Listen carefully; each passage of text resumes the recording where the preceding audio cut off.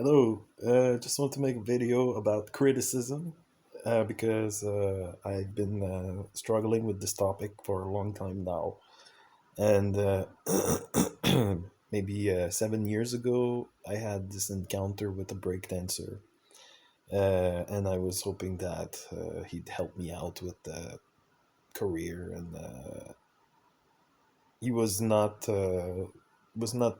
polite and was really just not is what did he say? He says something about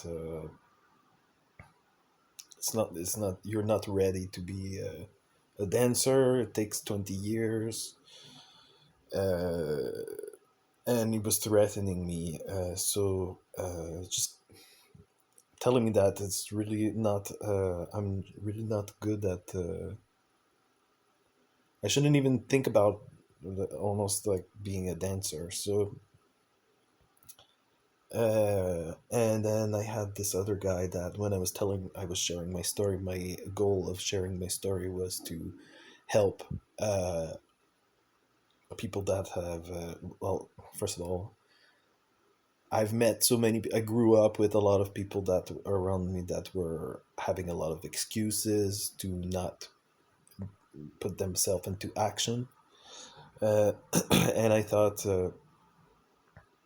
I'm gonna go through all of those things that they use as excuses, and I'm gonna prove them that that's not a valid excuse, and you can still do the things, even if you have gone through this difficult thing.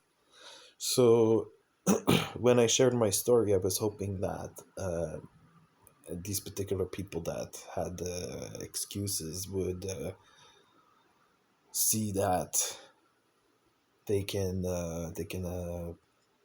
act on they can still do the things without using the excuse.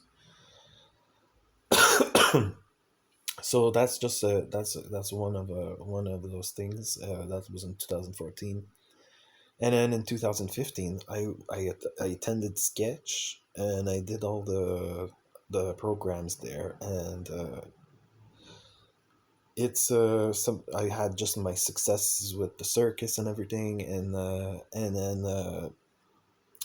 there's sometimes the people that would give me praise and they just love what I do, and then next thing you know, once those people love what I do, then they turn on you and they say, well, okay, well, we've seen that, and that's boring now because it's nothing new.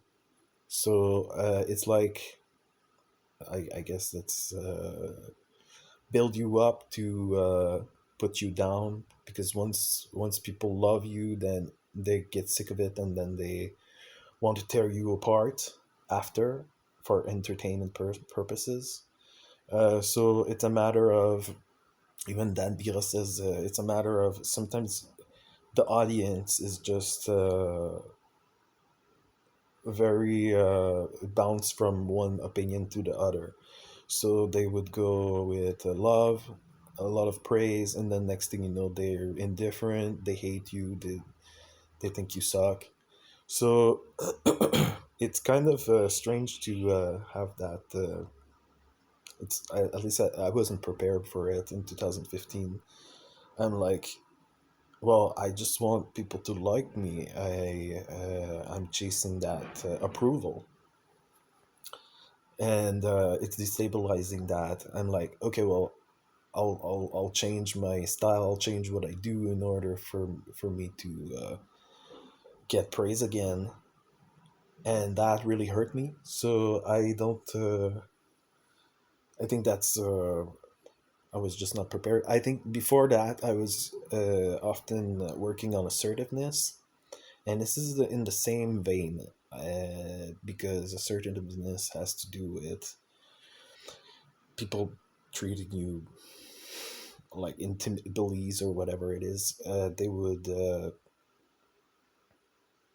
You need to be able to defend yourself or stand up for yourself and say your opinion, and sometimes you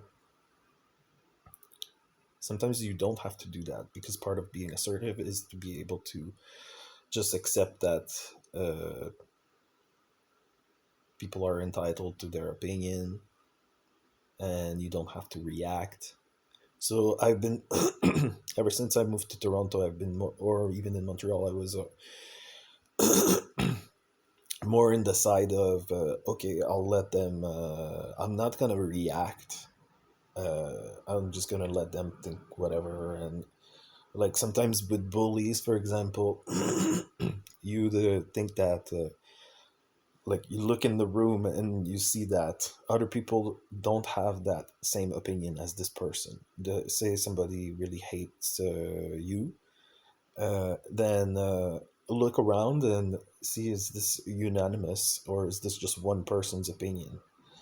Uh, so that's what, and then you give attention to the people that are actually on the opposite spectrum, that they like you or like what you do.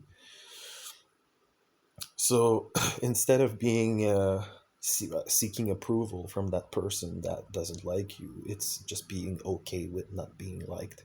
That was in Montreal that I learned that. But then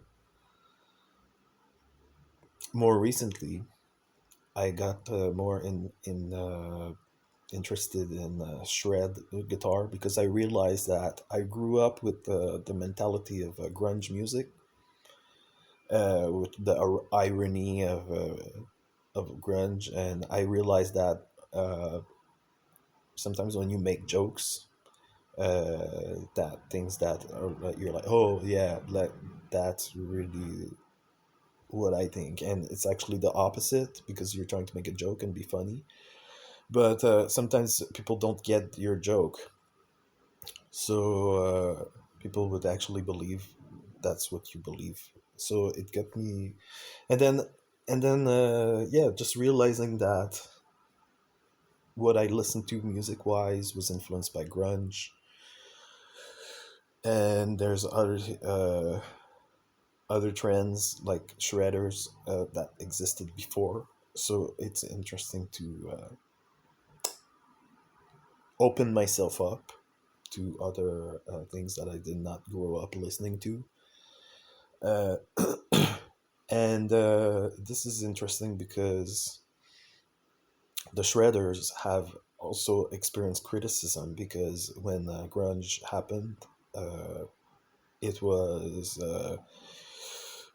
a lot of criticism were going through to the shredders. Everybody was saying that they suck, and because grunge was more simple, and then like virtuoso on guitar, people didn't see the point of that.